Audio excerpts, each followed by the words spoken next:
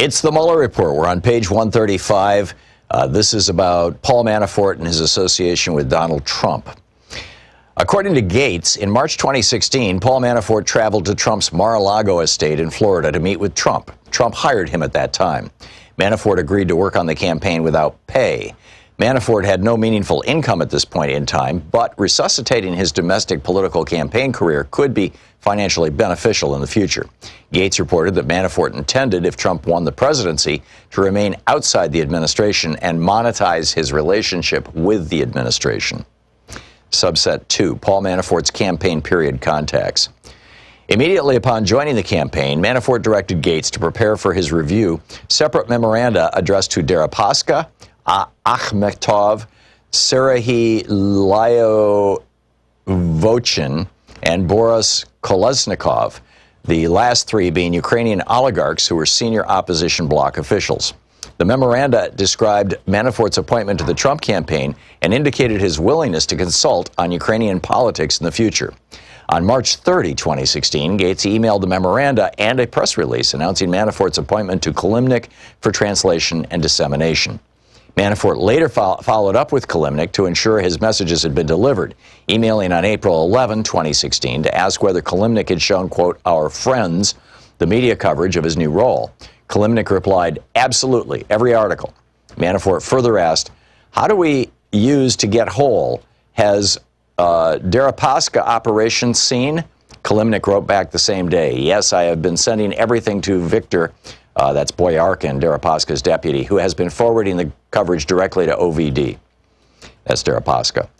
Gates reported that Manafort said that being hired on the campaign would, quote, be good for business and increase the likelihood that Manafort would be paid the approximately $2 million he was owed for previous political consulting work in Ukraine.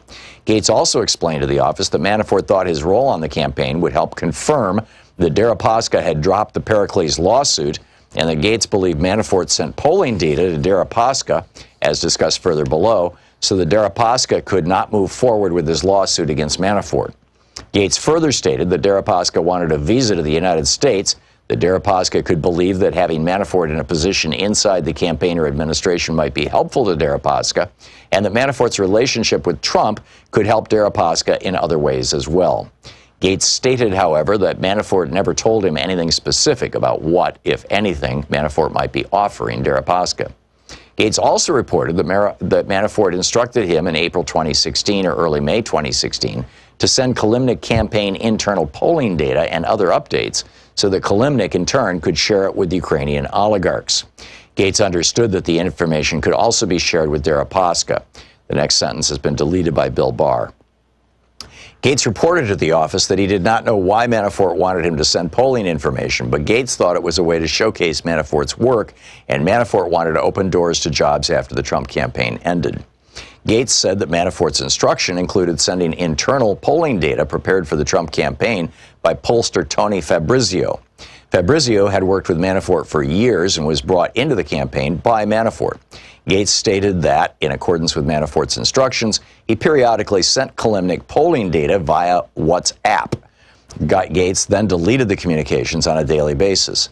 Gates further told the office, that's the Mueller office, that after Manafort left the campaign in mid-August, Gates sent Kilimnik polling data less frequently, and that the data he sent was more publicly available information and less internal data.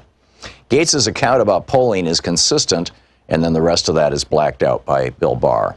With multiple emails that Kilimnik sent to U.S. associates and press contacts between late July and mid-August of 2016. Those emails referenced internal polling, described the status of the Trump campaign and Manafort's role in it, and assessed Trump's prospects for victory. Manafort did not acknowledge instructing Gates to send Kilimnik internal data, and then the rest of that paragraph is blocked out by Bill Barr. The office also obtained, that's the Mueller office, also obtained contemporaneous emails that shed light on the purpose of the communications with Deripaska and that are consistent with Gates' account. For example, in response to a July 7, 2016 email from a Ukrainian reporter about Manafort's failed Deripaska-backed investment, Manafort asked Kilimnik whether there had been any movement, quote, on this issue with our friend. Gates stated that our friend likely referred to Deripaska, and Manafort told the office that the issue, and our biggest interest as stated below, was a solution to the Deripaska-Pericles issue, Kilimnik replied, quote, "I am carefully optimistic on the question of our biggest interest. Our friend Boyarkin said there is lately significantly more attention to the campaign in his boss Deripaska's mind, and that he will most likely be looking for ways to reach out to you pretty soon, understanding all the time sensitivity. I am more than sure that it will be resolved and we will get back to the original relationship with V's boss, Deripaska," end of quote. 8 minutes later, Manafort replied that Kilimnik should tell Boyarkin's boss, a reference to Deripaska, quote, that if he needs private briefings, we can accommodate, end quote. Manafort has alleged to the office that he was willing to brief Deripaska only on public campaign matters and gave an example why Trump selected Mike Pence as the vice presidential running mate. Manafort said he never gave Deripaska a briefing. It's the Mueller report.